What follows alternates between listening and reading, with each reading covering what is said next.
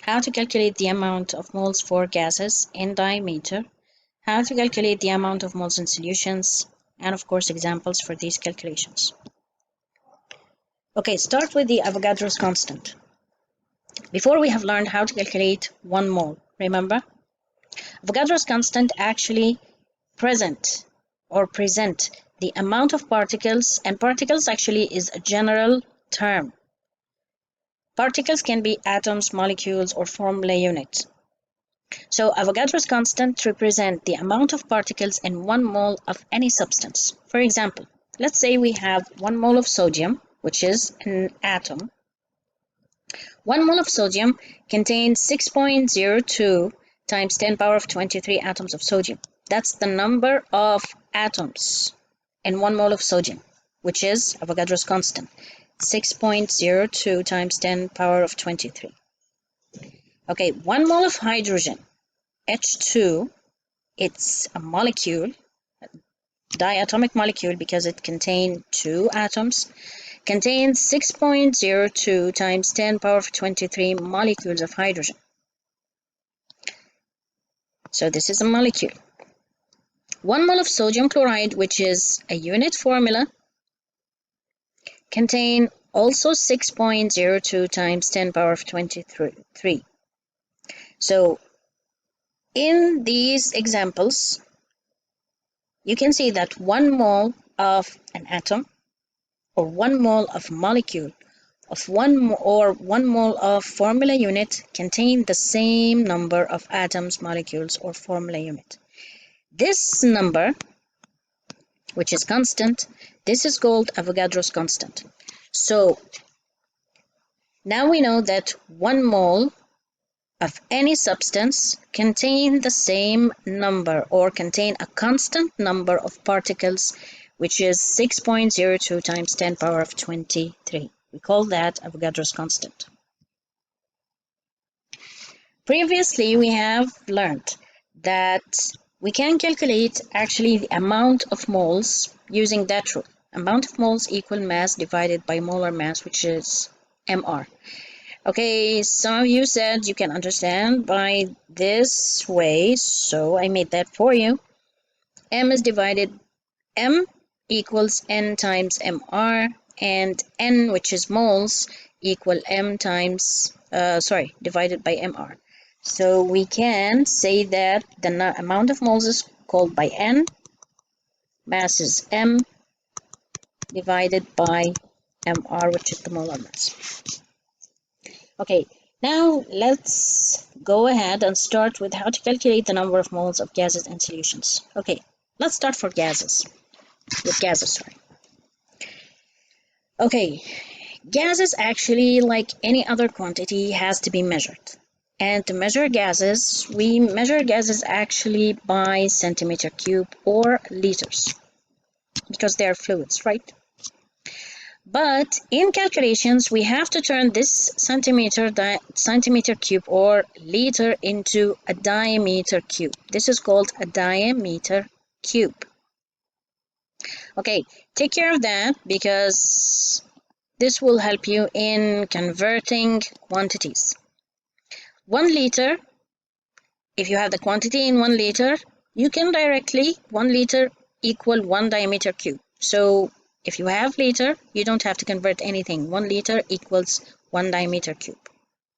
But if you have the volume in centimeter cube, you have to divide by 1,000. So from centimeter cube to diameter cube, you have to divide by 1,000. Let's take an example. You have 20 centimeter cube and you want to turn it into diameter cube, so it's 20 divided by 1,000 directly turns this from centimeter cube to 0.02 dm cube. I think that's easy, guys. Okay, now let's check. So now we know that the volume has to be in diameter cube, right? Okay, so we use that rule. Volume equal N times 24. So V in dm cube equals n times 24, right? Okay, we have examples. Hydrogen, we have 3 moles. So if you want to know the volume, easy, just 3 times 24. Carbon dioxide, if you have 0.25 moles and you want to determine or calculate the volume, so the volume equals the number of moles times 24, N times V. Same here. You have the moles and you want to, actually here it's in centimeter cube, so you can simply divide it by 1000, okay, and you will have it in diameter cube. Same here, number of moles times 24. This is one rule you can use if you want to determine the volume. So the volume in diameter cube equals moles times 24.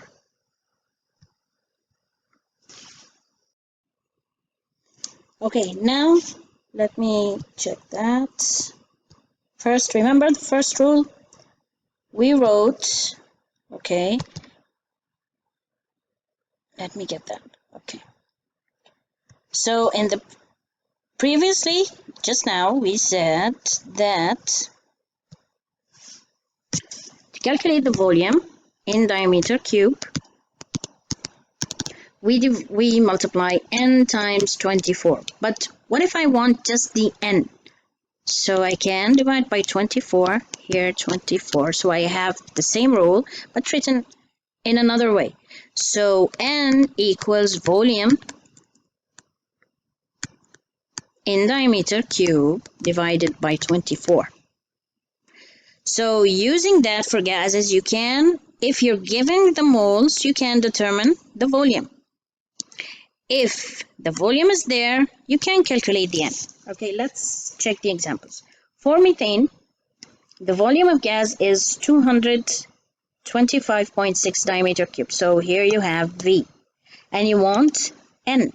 So you just have to divide it by 24, sorry. How easy is that?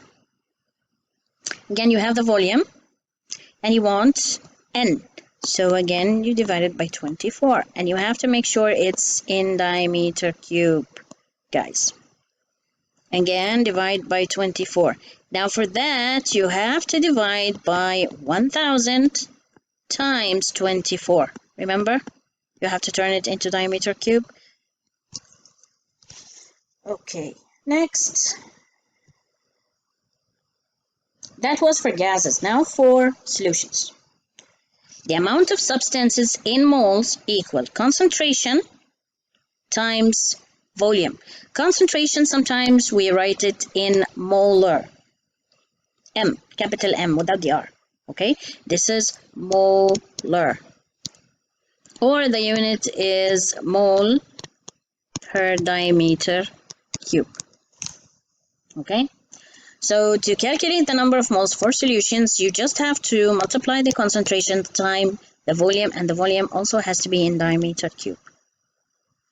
But what if you want the concentration? You can use the same formula. Okay, concentration equals the amount of substance, which is moles, divided by volume.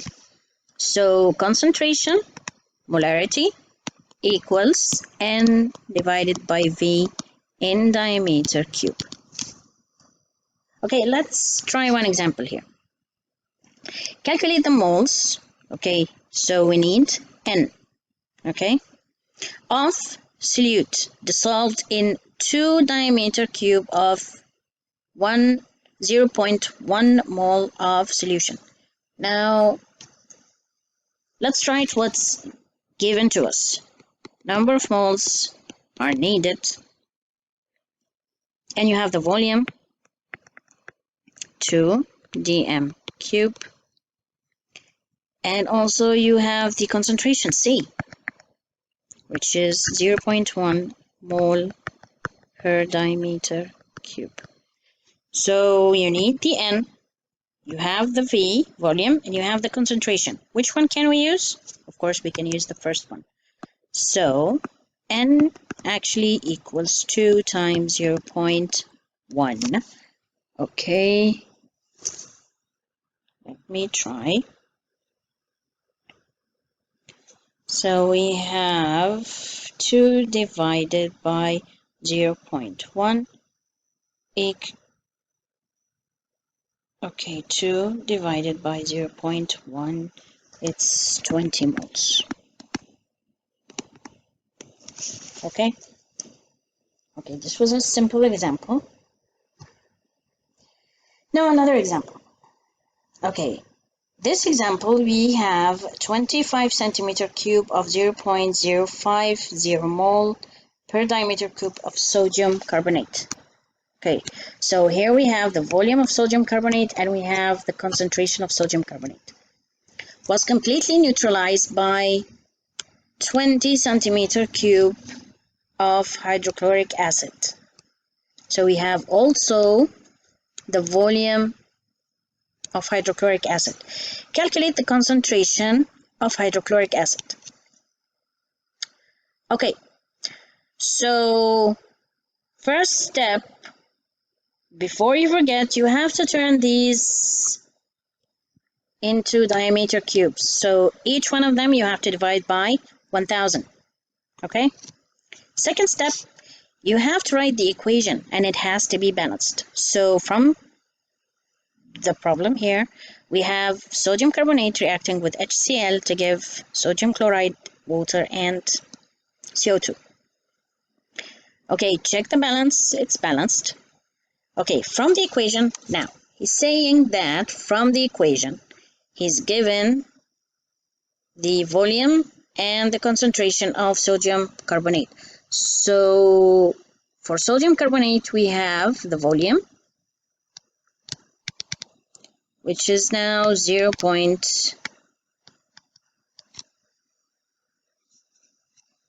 Okay, the volume, you have to divide, okay, 25 divided by 1000, 0.025 dm3, and you have m, which is the concentration, 0.05 mole per diameter cube. One thing you can determine from here, which is n. Okay, n actually equals number of moles. Okay, C times V, right? So it's 0.02 times 0.05, as you can see here.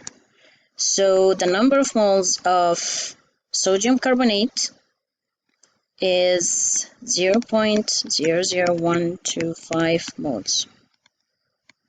Now look at the equation. From the equation, you have here 1 mole, because there is no numbers here, to 2 moles, right? Good.